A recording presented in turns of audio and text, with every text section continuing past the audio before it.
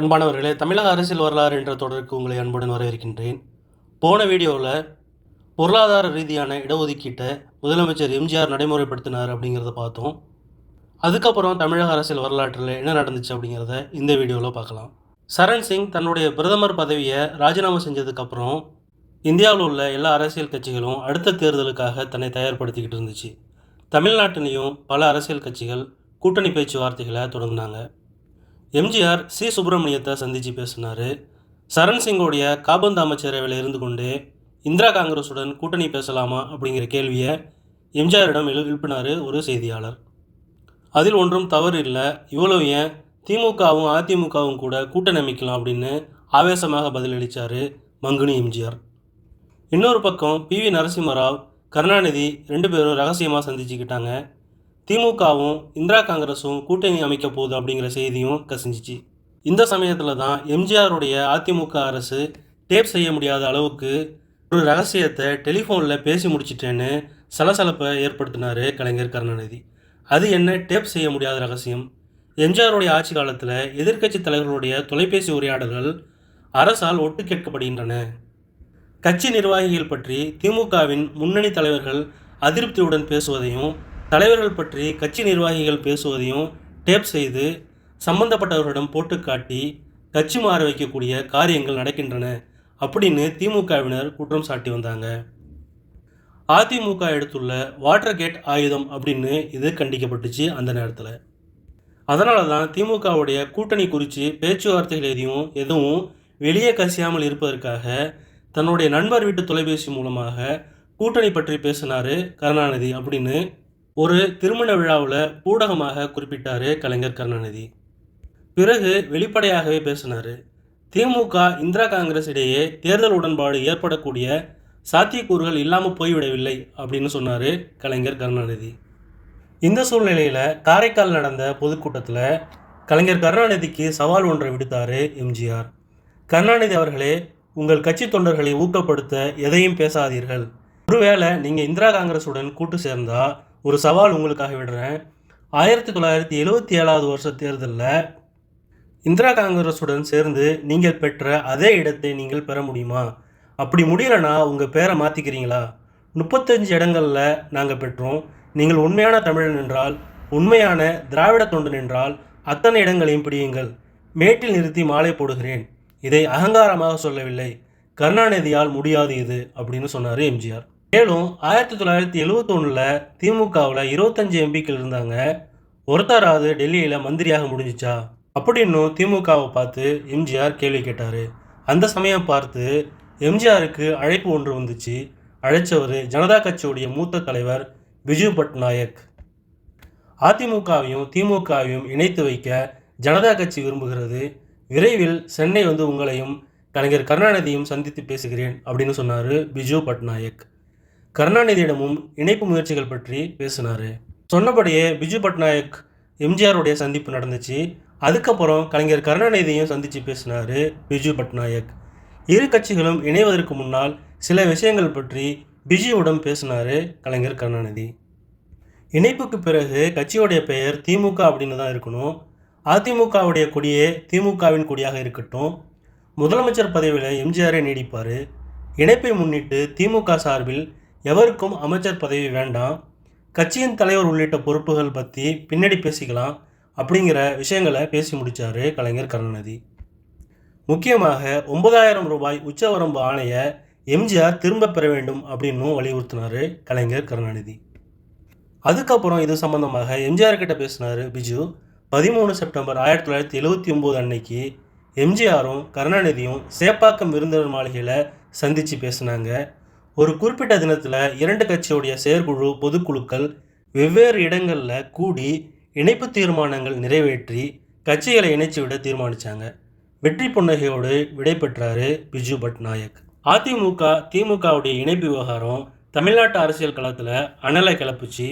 இணைப்பு முயற்சிகள் இந்திரா காங்கிரஸை யோசனையில் ஆழ்த்தியது.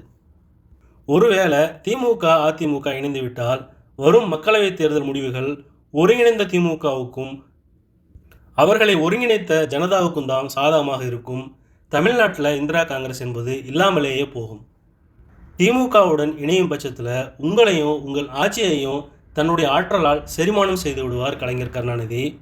ஆகவே வலிய சென்று வலையில் சிக்கிக்கொள்ள வேண்டாம் என்று எம்ஜிஆருக்கு இந்திரா காங்கிரஸ் தரப்பில் ஆலோசனை கூறப்பட்டதாக செய்திகள் வெளியாச்சு.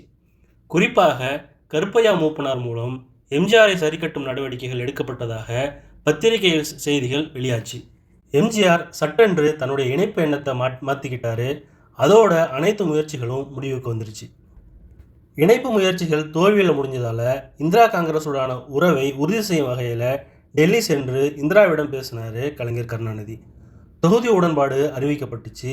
தமிழ்நாடு பாண்டிச்சேரியில் 23 இடங்கள் இந்திரா காங்கிரஸுக்கு, எஞ்சிய 17 இடங்கள் திமுகவுக்கு அப்படின்னு முடிவாச்சு. இதற்கு இடையில் ஈரோட்டில் 18 செப்டம்பர் 1979 அன்னைக்கு தொடங்கி 2 நாட்களுக்கு பெரியார் நூற்றாண்டு விழா கொண்டாடுவதற்கு தமிழக அரசு முடிவு செஞ்சிருந்துச்சு. பெரியாரை கௌரவப்படுத்தும் விதமாக கோவை மாவட்டம் 2ஆக பிரிக்கப்பட்டு ஈரோட்டை தலைநகரமாக கொண்ட மாவட்டத்துக்கு பெரியாருடைய பெயர் வைக்கப்பட்டுச்சு. பெரியார் அமல்படுத்திய தமிழ் எழுத்து சீர்திருத்தத்தை தமிழக அரசு ஏற்று அதை அமல்படுத்துவதற்கும் உத்தரவு பிறப்பிக்கப்பட்டது. பெரியாருடைய நூற்றாண்டு கொண்டாட்டத்தில் திராவிடர் கழகத்தையும் திமுகவையும் எம்ஜிஆர் அரசு புறக்கணித்து விட்டதாக சர்ச்சைகள் எழுந்துச்சு. அரசு விழாவில் கலந்து கொள்ள திமுகவுக்கு அரசு அழைப்பு அனுப்பவில்லை அப்படின்னு சொன்னாங்க திமுகவினர்.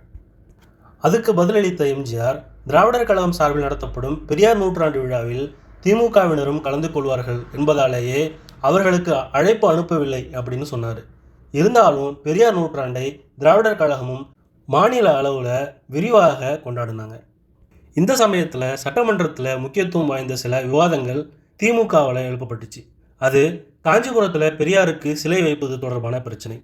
பெரியாருடைய சிலை ஒன்றை காஞ்சிபுரத்தில் வைப்பதற்கு திமுக ஆட்சி காலத்தில் அனுமதி கோரியிருந்தாங்க திராவிடர் கழகத்தினர். அதற்குரிய இடத்தை திமுக ஆட்சி காலத்தில் ஒதுக்கீடு செஞ்சாங்க திமுகவினர். இடத்துக்கான பணத்தையும் செலுத்திவிட்டது திக. ஆனால் அந்த சிலையை வைப்பதற்குள் திமுக அரசு கலைக்கப்பட்டு குடியரசுத் தலைவர் ஆட்சி அமலுக்கு வந்துவிட்டதால் பெரியார் சிலை விவகாரம் கிடப்பிலேயே போடப்பட்டுச்சு.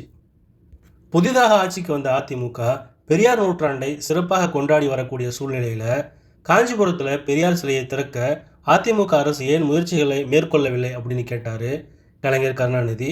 அதுக்கு உடனடியாக விளக்கம் கொடுத்தாரு எம்ஜிஆர். பெரியார் சிலையை வைப்பதற்கு திராவிடர் கழகம் கேட்டிருந்த இடம் மத நம்பிக்கை கொண்டவர்களுடைய மடம் போன்ற கோயில் போன்ற இடத்துக்கு எதிராக இருக்கிறது.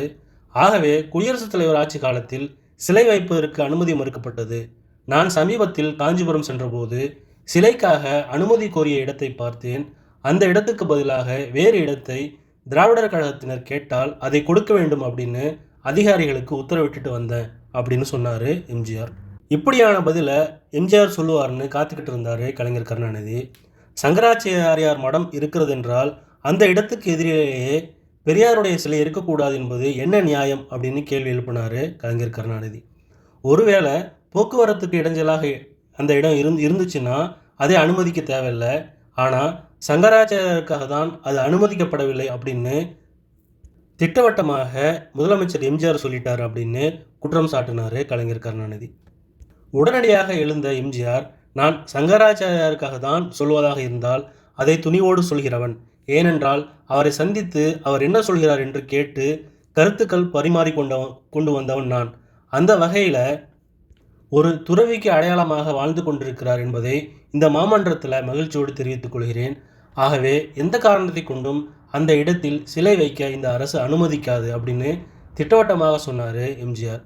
எப்படியும் பெரியார் சிலையை அதே இடத்தில் திமுக வைத்தே தீரும் அப்படின்னு சவால் விடுத்தார் கலைஞர் கருணாநிதி. பெரியாருடைய நூற்றாண்டை கொண்டாட வேண்டும் என்று அறிவித்த எம்ஜிஆருடைய வாயாலேயே காஞ்சி சங்கராச்சாரியாரை புகழ்ந்து பேச வைத்து அவருடைய பேச்சை கேட்டே முடிவெடுத்தேன் என்று பகிரங்கமாக ஒப்புக்கொள்ள செய்து எதிர்க்கட்சி அரசியலை கச்சிதமாக செய்து முடிச்சிருந்தார் கலைஞர் கருணாநிதி. பிரச்சனை நீதிமன்றத்துக்கு போச்சு. குறிப்பிட்ட இடத்தில் பெரியார் சிலையை வைக்க எந்த தடையும் இல்லை அப்படின்னு தீர்ப்பு வழங்கப்பட்டுச்சு. 24 பிப்ரவரி 1980 அன்னைக்கு அதே இடத்தில் பெரியாருடைய சிலை திறக்கப்பட்டுச்சு. நூற்றாண்டு கொண்டாட்டங்கள் முடிந்ததும் புதிய கூட்டணியை உருவாக்கும் பணியில் இறங்கினார் எம்ஜிஆர்.